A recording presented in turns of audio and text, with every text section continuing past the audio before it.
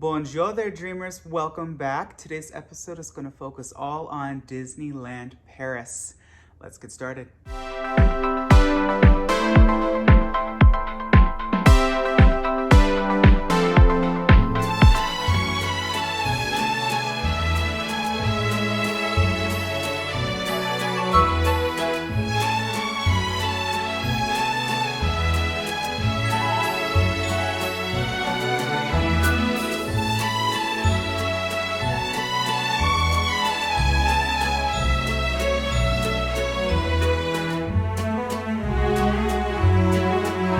Disneyland Paris was truly one of the most beautiful parks I have ever seen in my life. But before we can get to Disneyland Paris, I kind of want to give you a background on my trip to Paris itself, because this was my first time not traveling out of the country, but my first time to Europe. And I was very nervous, I was very excited, and I really did not know much French. So that to me was extremely nervous. When we went to Spain, Chris knew Spanish, so it wasn't as stressful. Not knowing a language and going into their world is kind of intimidating, but I was truly so taken back and very impressed by the hospitality and the generosity and the willingness of the French people to not only correct you, but to help you. And they're really not as mean as people have said, at least the people that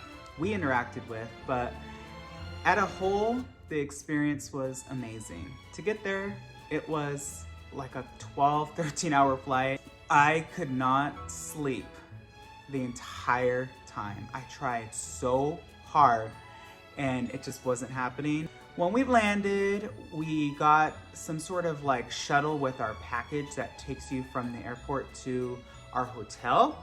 And we stayed, and I'm not gonna remember the hotel name, but I will link it below. And it was kind of like a Cars theme. And coming from the hotels that we have stayed at, like for instance, I have stayed at the Grand California, Animal Kingdom Lodge, Alani. I was expecting this grand lobby with these gorgeous, huge pillars and this iconic chandelier. And when I walked into that lobby, it was kind of a letdown. And we got in our room, and our room kind of faced this world's smallest volcano situation. It was really cute. And I very quickly learned that there is no air conditioning. And apparently Paris is very cold. When we went, it was not the case. It was kind of warm. And we tried to open the windows and they barely cracked like that much. So we were just like, okay, this is gonna be a journey. Good thing I brought extra deodorant because it was just extremely, extremely hot. We hop on the shuttle and we are dropped off at their esplanade, if you will. And it was very confusing because there was like some sort of grand train station right there and armed guards literally, which was very scary. I'm not used to that for Disneyland security. And we see immediately this beautiful sign that says Disneyland Paris. We walk under it, we do the security check, and then we are greeted by this enormous version of the Disney Legends Award.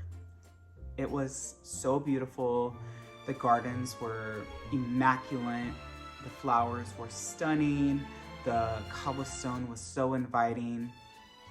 And then you look up and you see the beautiful Grand Hotel.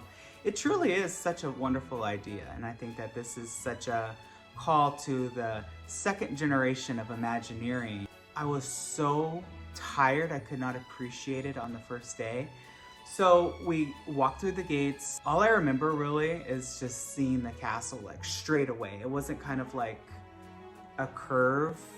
There's kind of just like a gazebo in the middle, but I saw the castle immediately and I was like, wow, that castle is so stylized. And the closer and closer and closer I got to that castle, I was so in awe of its design. They really took from Sleeping Beauty every beautiful detail all the way up to the top turrets were just stunning. Every shingle looked like it was custom made. I loved the trees. I thought that they were just such a fine, beautiful, stylistic touch to the hill that went up. And even the hill was cut in such a stylized zigzag way. It really truly kind of felt like I stepped into a cartoon like never before. This truly was a storybook castle. Then we went and rode some rides, and I'm gonna actually just give you kind of like my top 5 favorite rides of Disneyland Paris, because there's just a lot that wasn't great and there was a lot that was. And I'm gonna start with number 1, Small World. It's a Small World at Disneyland Paris was by far the best version of the ride. I think that Disneyland is very Mary Blair. For Disney World is more Mark Davis style. And Disneyland Paris is kind of like the merger of both, the marriage of Mark and Mary and a little bit of new imagination. Every doll, and this is coming from somebody that worked in a maintenance Imagineering role at Disneyland, and it's extremely hard to upkeep those dolls. They rip, they have oil, they're just constantly needing repairs and touch-ups. And every single costume, every single doll, hair, face, arm, leg, every single set was just all-inspiring, beautiful, colorful. The lighting was all LED.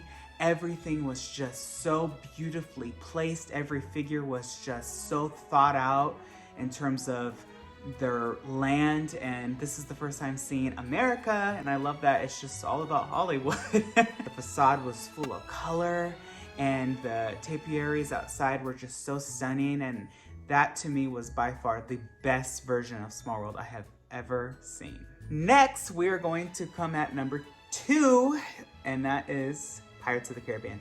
Their Pirates was shorter than Disneyland's, but yet it was honestly a tie where I feel as Disneyland's is better than Disney World. I think that the track layout for their Pirates is what sets it above Disney World's. I love that you crash into this beautiful bridge and then you see the ship and fighting the fort from the corner of your eye, and then you go down another waterfall and you're in that scene.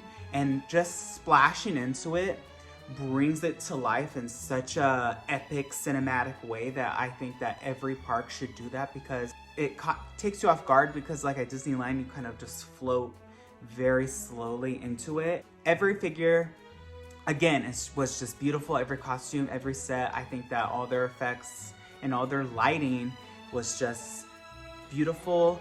And all of this is to say that I believe that this goes to the thanks of their maintenance team, because maintenance teams are truly the unsung heroes of a park. When a park opens and production of WDI hands it over to the theme parks, WDI SQS, Show Quality Services, is now in charge of maintaining, enhancing, and bettering that ride. Coming at number 3 is going to be Big Thunder Mountain. Oh my goodness. Big Thunder Mountain for me was just the best of the best. I mean, Disneyland's is so charming and I love its design. Disney World is great. I love its design as well. But Disneyland Paris's Big Thunder Mountain was another level. The way that it takes you under the river and then just catapults you. Basically, for my Disneyland viewers, the Tom Sawyer Island is basically where Big Thunder Mountain is. And I think that's such a good idea, just to make it an island attraction. And it goes under the river, and then it's just the entire island. It's longer, it has so many more figures, and it's faster. I really felt like I was going to die when we went back under the river at full speed. It was probably one of the most intense roller coasters. It rivals Six Flags Magic Mountain. It was very, very extreme, but it was so fun. And it really just brought Big Thunder Mountain to another level. I loved that they have a gigantic full-size oil painting of Toby Baxter in their queue. I thought that was very fun. If you keep an eye out at Disney World, we actually have it too. And of course at Disneyland, yeah, their Big Thunder was fabulous. And coming in at number 4 is going to be Space Mountain. Their Space Mountain by far was the best Space Mountain ever. It literally catapulted you. It had such a weight on you. I remember like being held down and like the pressure, and I thought to myself, oh snap, something is gonna go down, because why would it be this intense? Disneyland is just like a laugh bar. So I'm like, are we gonna flip? Are we gonna go into the moon? I really felt like it. Wow, it was insane. I don't know how else to say it. It was like Rock and Roller Coaster meets Taksu meets Space Mountain. If they all had a baby and they had triplets, and then that's the best of the best. Like, that is the best Space Mountain ever. And it's sad because I think that Disneylands and Disney Worlds could be that. It's just they were kind of just trapped, because people here will get so upset if you touch any of those and change them. It's very, very hard for, I feel, APs to adapt to new rides, and especially if you take out something new, and unless it's truly something that they feel is better. Avengers Campus, for example, a land and a whole is extreme to replace, opposed to just one ride. I don't feel like so many people mourned A Bug's Land like if you would mourn Tomorrowland. But there's an argument to be said there, because I know a lot of people want a refurb of Tomorrowland at Disneyland. And coming in at number 5, it will have to be what is truly iconic and just what people used to go to Disney Paris for, and that is their Ratatouille.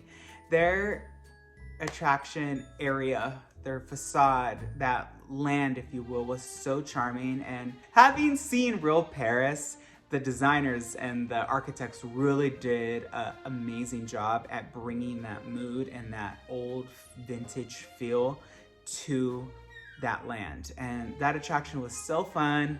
I love when they blow things up big and you're made to feel small. It's kind of like A Bug's Land. And it was just the smells, the heat, the cold. It was a 10 out of 10. And then we also got to eat at that wonderful, cute little diner outside of the attraction. Just as a whole, Disneyland Paris was just such a beautiful, beautiful park. I feel like the Studios park across the way needs help, and I know that it's getting help right now with Frozen and Avengers. It lacked the Disney magic, it lacked the Disney immersion, and it just kind of felt like a mall. And I know that they're better in it now, so fingers crossed. But yeah, that was my Disneyland Paris experience. I highly suggest to everybody to go and to see Disneyland Paris. I think that if you make it that far, you should go into the city. It's not that far, and experience Paris, because Paris is by far the most beautiful thing I have ever seen. The food is the best food I've ever had. That if you go to the Paoli Bakery, that is the best sourdough bread you'll ever have in your life. Go get that loaf and go to a random supermarket, get some fresh Gouda cheese and eat it with that bread. Chris and I may have eaten an entire loaf and we had no regrets because it was so good. You also will see in Paris a ton, and I do mean a ton, of vendors that sell salami sandwiches and hot dogs and ice cream. Eat it. It's so good. You don't have to eat at a restaurant there. Of course, their cafes are also so good, but there's nothing like just grabbing a sandwich and sitting on the dock and just looking at the ferries go by. And seeing Notre Dame, for me, for example, it was so emotional. I did not know I would cry when I saw it, but I started to cry. It was just such a legendary building. It was so iconic, and especially maybe because I love Hunchback, it really just hit me. I was like, wow, this is such a beautiful building. The first time I saw Notre Dame was, I think, 2 months after the fire. So it was still in extreme disarray, but still the front was beautiful. Seeing the Mona Lisa at the Louvre was actually extremely different than I thought it would be. We waited 2 hours and they let groups in of like 15, and you have like 30 seconds to take a picture and look at it. And I'm the type of person, as an artist and as a painter myself, I love to study technique, I love to study light, I love to study detail, and I just didn't have the time, and I was really looking forward to that. But we also got to see so many other beautiful statues and paintings. If you go, the Louvre will take you at least 3 to 4 days to see entirely at a pace where you could actually enjoy it, because it's just overwhelming. It's kind of like the size of Disney World. It's just huge. Also, I would definitely recommend going to see, of course, like the Eiffel Tower, and the city, honestly, explore. You know, Chris and I went and we just found the cutest little shops and the funnest little like corner bakeries, and that's what we love to do when we travel. We've done that in Spain, we've done that in Hawaii, we're gonna do that in Italy, and I highly recommend you check out Paris. All right, everybody, that's all the time we have for today. If you liked this video, please give it a thumbs up. If you want more storytelling videos, let me know. I'd love to tell you my experiences and kind of help you out. If you have any questions about travel or about Disneyland Paris, feel free to DM me. Here's my Instagram, Imagine with Royce, or you can also just comment below. I wish you all a wonderful day. Be nice to one another, and always remember not only to follow your dreams, but to chase them. Later, dreamers.